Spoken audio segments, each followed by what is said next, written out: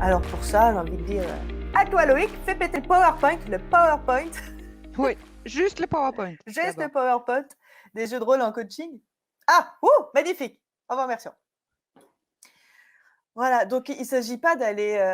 Parfois, on passe par l'incarnation de personnes connues ou des mentors ou des représentations pour se voir à travers le regard des autres. Et là, on incarne des archétypes avec des états émotionnels et des états internes particuliers. Donc, je te laisse.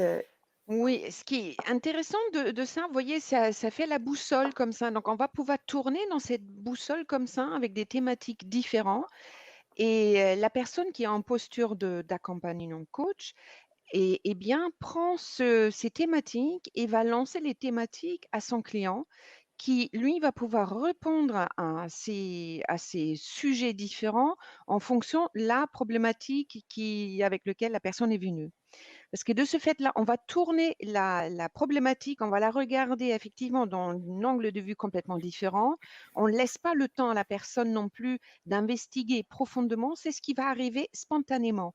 Ça veut dire il y a aussi une façon de, quand on est spontané, voilà, comme ça, c'est à ce moment-là, on n'est pas dans une réflexion, dans une interprétation. On dit vraiment ce qu'on pense. C'est vraiment quelque chose de, on laisse parler son inconscient comme ça directement.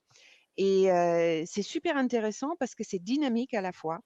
C'est cadrant aussi pour la personne, aussi bien pour le coach. C'est intéressant d'avoir vraiment un cadre dans lequel la personne va tourner comme ça. Ouais, Mais et lors, un cadre dans lequel on va pouvoir un peu fractionner. Ça fait un peu appel aussi aux notions de partie. C'est-à-dire, si la partie de toi qui joue la casquette de la sérieuse, qui joue la casquette de, et celle-là, on la laisse parler pleinement, sans aucune censure.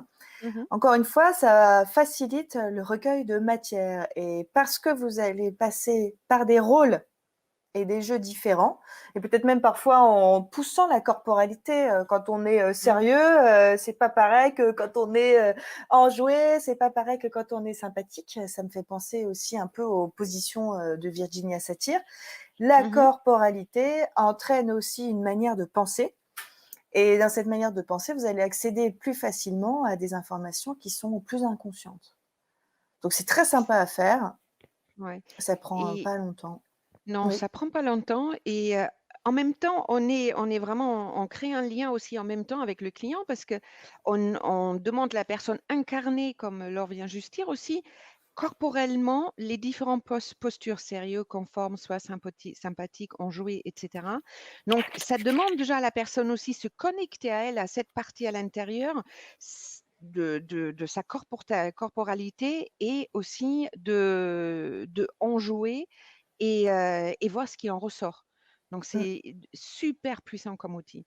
mmh, mmh. Et bah, pareil, on Et va vous ouais, montrer. ouais, on va on va montrer un exemple d'une cliente extraordinaire. Ce qui est Ouais. intéressant, c'est Lisbeth, hein? observer comment, attends un petit peu Loïc. Attends, merci, merci. C'est observer quand même comment elle est construite, cette boussole. C'est intéressant parce que, je vais y arriver. 3, 4. Kiki la cocotte portait un pull à col de caracule kaki. Voilà, vous l'aviez pas encore entendu, c'est maintenant. Elle fonctionne par polarité. Vous voyez, il y a soi, autrui, sérieux, enjoué, maîtrise, sympathique, conforme, transgressif. Donc à chaque fois, on va aller chercher peut-être une partie lumineuse, une partie plus sombre, des contrastes, et ça fait que vraiment on fait le tour du cadran. Voilà, j'étais au Peu im maximum. Ouais, peu importe où on commence en fait, hein. Nous, on vous Hum, propose, on commençait par sérieux et voilà, mais ça peut tourner vers la droite, vers la gauche. Il y a pas l'ordre réellement. Ça dépend où est aussi votre client à ce moment-là. Si, votre client est un petit peu dans le sens, sérieux, bah, c'est chouette, commencer justement de là où est là le ou la cliente. Ça veut dire, c'est cette boussole-là et nous, pour nous en tant que coach, on va rejoindre la personne dans son état interne de là où elle est actuellement avec vous et on rentre dans cette boussole-là de cette façon-là. Peut-être maintenant lancer en direct juste la vidéo et on se met en stand-by toutes les deux. Loïc, si ça c'est possible. Parce que donc nous on est en premier plan, mais il y a Loïc qui est derrière là, qui, qui travaille. beaucoup pour nous lancer tout ça. pour faire exploser son ordinateur. Ouais, Bon, putain, peut-être. sinon, écoutez, Bon. c'est pas très grave.